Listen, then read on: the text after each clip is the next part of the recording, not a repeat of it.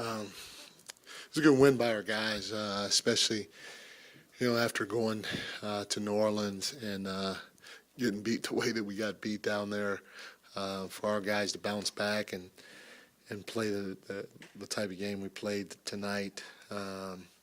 We obviously played a lot of zone in the second half, and it worked out for a number of reasons. I thought our guys communicated. I thought they tried to keep finding bodies when shots went up, because when you play zone in our league, you're usually in an area, and so you got to go hunt for bodies when the shot goes up. And guys are so long and athletic and quick to the ball that at times boxing people out when you're playing zone doesn't always work out to your advantage. But our guys were communicating, they were into it, and they were able to find ways to get stops while playing the zone. But we had a lot of very, very good performances. I mean, I can go down the line in terms of the type of performances that guys have had that impacted the game on both ends, but especially offensively. Domas, again, I talk about Domas, I talk about Foxy being all NBA players, and they are. Domas has his 8th triple-double of the season, and now he's tied the franchise record. And you talk about Hall of Famers in Maurice Stokes and Oscar Robertson. That's who you're in the same breath with now with his 8th triple-double. So that means something, especially with Foxy being out of the game. Kevin shot the ball very well.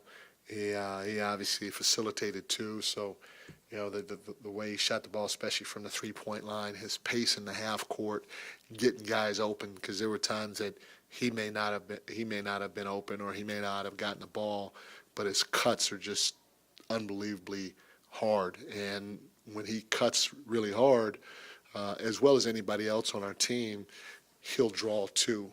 And a lot of times that means somebody else is open. And so the pace in the half court is something that we have to keep going. Our bench production with, starting with Trey and Mezzi was fantastic. Malik was good for us in the second half offensively. And then, I can see you take your hat off to Davion. Davion was really good tonight. 6 assists, 1 turnover. Obviously extremely efficient from the floor, 3 for 4 from the 3-point line. And, he made a couple of play calls to get guys in position throughout the course of the night, which were fantastic. He waved me off a couple of times and went to who he felt he should have gone to on the floor, and it was the right call every single time he did it. And so to see growth in that area tonight was special, because he's got a chance to be a special player in this league. Actually, first off, were you as surprised as the rest of us to see HB pick up a tag? Was it? Yes, and that's what I told. I can't remember who I was talking to. The official I was talking to. I said, it's got to mean a little something, because HB never gets a tech. He never does. And I said, because he doesn't argue. He goes, yeah, he argued on the last play. I said, no. I said, just in general, in general, he's not one to argue. And when he does, probably means something happened, And so I was a little surprised, but, it happens every blue moon. Was there any? I know you talked about how you've had experience playing without Fox, but given the last really 2, maybe 3 games where defense has really been such an issue, no Fox, you see the early deflections. Was there a little bit of mystery in terms of coming in, wondering how these guys would respond? No, we've obviously had to play without Fox a handful of times now, and our guys, again, nobody needs to go out there and try to duplicate what he can do.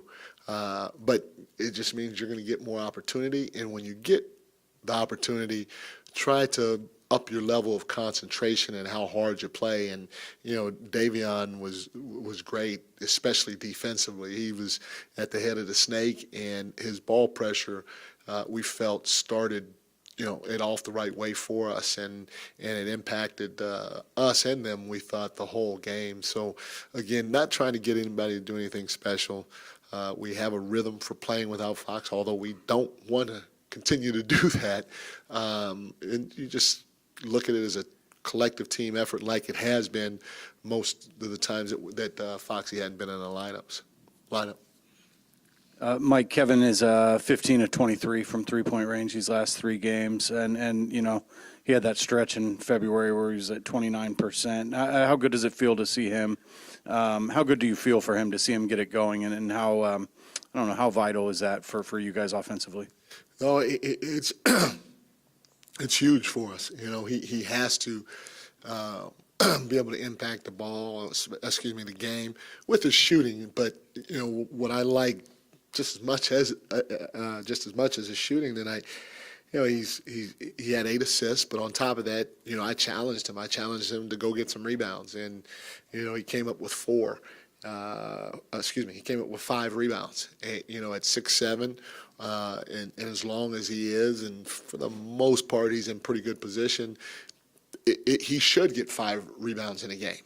You know, and so I'm extremely excited about that. We need to continue to get that type of production from him.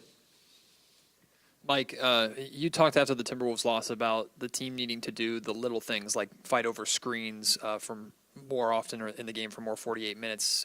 Were you pleased with what you saw, or was that better tonight? It was better.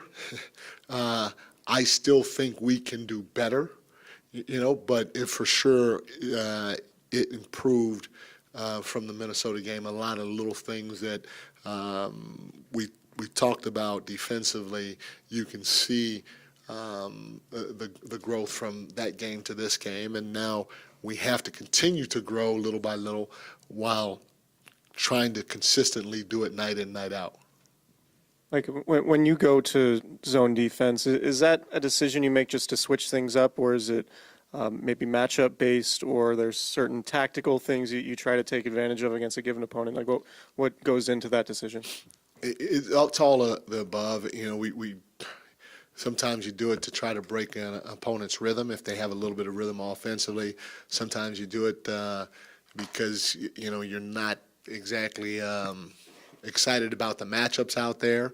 Sometimes you do it because they're getting into the paint a little too much. Now you say, okay, hey, let's see if the next couple of minutes they can at least take jumpers, and we can test the jumpers and see what happens. And you know, Luke Laux was the one that suggested we go to it, and so we did.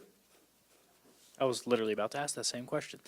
So with the 2-3 zone, though, when do you decide to implement it in the game? When is it a feeling, or is it something where it's like, okay, we got to change things up?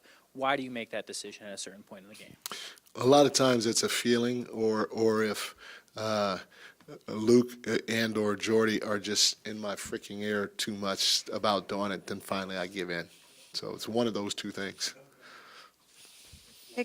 Hey, Coach. Prior to the game, you talked a little bit about it, but you said with Darren Fox out, to fill that void, it's not going to take one person, but it's going to have to be a team effort. Right. I thought when Lyles and Metu came in at the end of the first, there was a sequence where it kind of seemed like an energy kind of shifted. How important is those minutes and that kind of performance from guys like that off the bench? No, it's huge. You know, we need those guys to come in and impact the game. And again, it doesn't necessarily like they shot the ball extremely well. Between the two of them, they were 10 for 13 from the floor, and it doesn't necessarily have to be that all the time. A lot of times with those guys' length and size and athleticism, there are a lot of times we can switch with that group.